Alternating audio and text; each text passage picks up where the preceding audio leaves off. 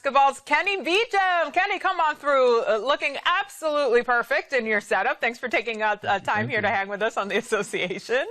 Of course, I have to bring the belt. You know, we have a couple different ones in here in the studio. This is my favorite one, so the fact that you're complimenting it means I picked the right one. 100%. No notes, 10 out of 10. Okay, so we saw Victor Wembanyama arrive for Game 6 in style. I'm obsessed. And then he backed it up with a dominant win to force Game 7 against the Thunder. First, what'd you make of the fit? And what'd you make of the performance, of course? I'm taking this fit over 90% of the fits I see in like the tunnels nowadays. You know, from the very first moment I saw it, I knew he was going to be about business, and he really was, right? Set the tone very early on in this game. You already know what the defense is going to be. But, you know, in Game 5, he really struggled. I think it was maybe 4 from the field. And by the third quarter, it felt like he was gassed. But he was strictly gassed in this game. No breaks and forcing the Game 7. So I'm excited for Game 7 because got two of the best in the world going head-to-head. And the winner goes to the finals. And this is what it's all about. These are the types of matchups that we live for, truly. So who do you have for Game 7? Ooh, that's tough. Based on the way the defense is in San Antonio, I may go that direction. I am a little bit worried about the stakes, right? They've never been in a true Game 7, while OKC has been in a few, 2 last year against Denver, and then, of course, in the finals last year versus the Pacers. But, man, the way they've been able to really put a straitjacket on Shea and not allow him to look like the MVP, I might take that in Game 7. And plus, I'm going to Game 1, and I just looked at the weather in OKC. It says 99 and sunny. I'm good.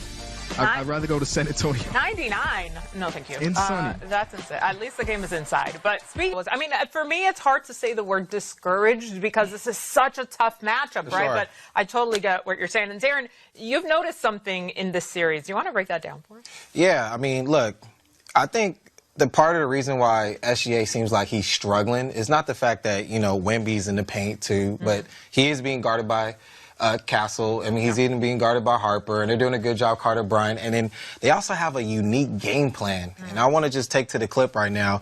And I thought it was very fascinating, Tristan. You know about this. When you have low man responsibility, it's your job to X out. But Wemby, he takes on the low man responsibility. Right here, you're going to see him switch on to Cason Wallace. He's having the guards rotate out to the perimeter while he stays in the paint to protect the paint as well. And him being 7'5" and taking on that responsibility is the reason why SGA and guys like Cason Wallace or Jared McCain can't get all the way to the rim.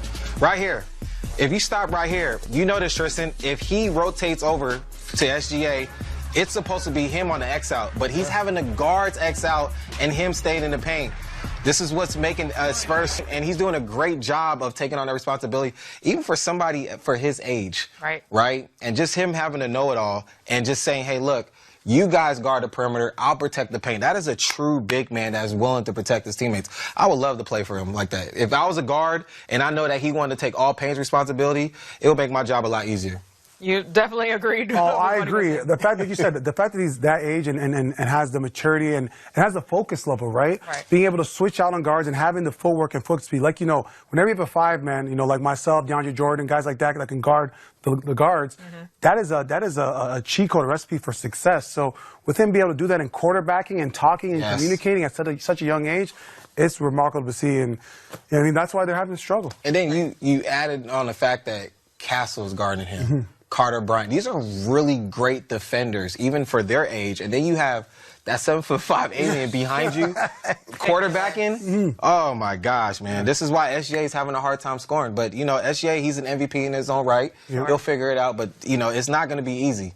Yeah, by the way, the Spurs were a bad matchup for OKC in the regular season, too. So I'm actually not surprised that they brought that same energy into the post, especially one step away from the NBA Finals. All right, so on Saturday, it's the best 2 words in sports, Game 7. I was going to say Game 7, baby, but, you know. There's no Game 8, so it's the last one, guys. So here's what SGA had to say on what Game 7 means. Take a listen. We talk so much about the other guys that are fighting through stuff, but how much mental and physical fatigue do you have, and how are you fighting through it? Oh, I'm good. I'm ready to go. Biggest game of my career. Yep. Is it the biggest game? It's the next game, and if I lose, my season's over. Wow. Period. Very succinct. And I get it. Okay, so OKC now has 10 straight wins following a playoff loss. That's a streak that extends back Going a few years, in the last 30 postseasons, only the Heatles, the Big Three Celtics, and Kobe's Lakers have had similar streaks. So what needs to happen for OKC to keep this streak going, Tristan? The others got to step up.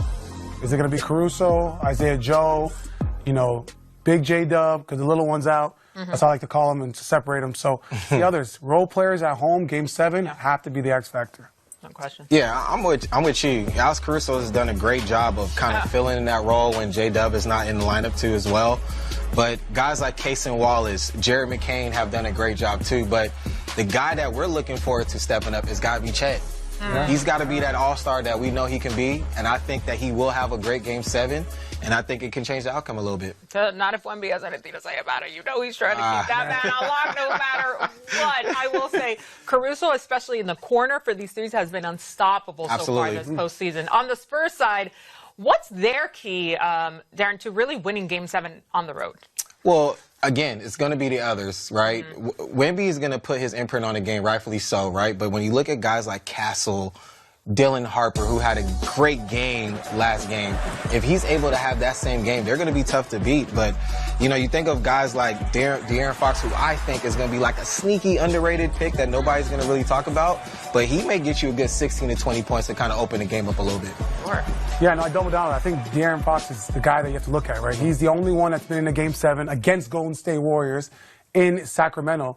Being clutch player of the year in our league a couple of years ago, it's time for him to step up and be that Robin to Batman and really change the game. Because, these young guys are going to lean on the vets. They're going to lean on De'Aaron. Yep. And if he comes out aggressive, early step up pick and roll, gets to the mid-range jumper and feeling good, everyone else, the collective group, will start feeling good and be in their groove. Absolutely. For sure. De'Aaron Fox averaging 10 points per game in this series, but I do feel like his veteran presence has settled down an otherwise very young Spurs team, especially when they need to the most, and really stay tempered for this, to really try and lock this out. Now, you guys mentioned this. J-Dub has been ruled out for Game 7 with that hamstring issue. He had just 1 point in Game 6. How does that impact Game 7, D? Well, it impacts the game a lot because SGA, they don't even have A.J. Mitchell.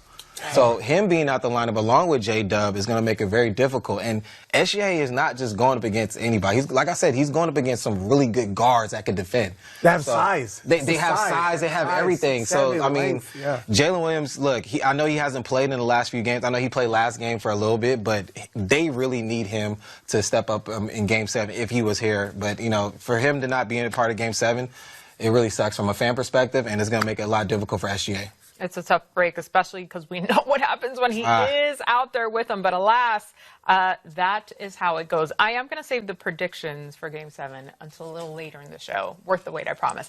Coming up here on Saturday, so we wanted to get ahead of the action with a couple of interesting propositions. So let's begin with the over-under for the game, which is currently set at 212.5.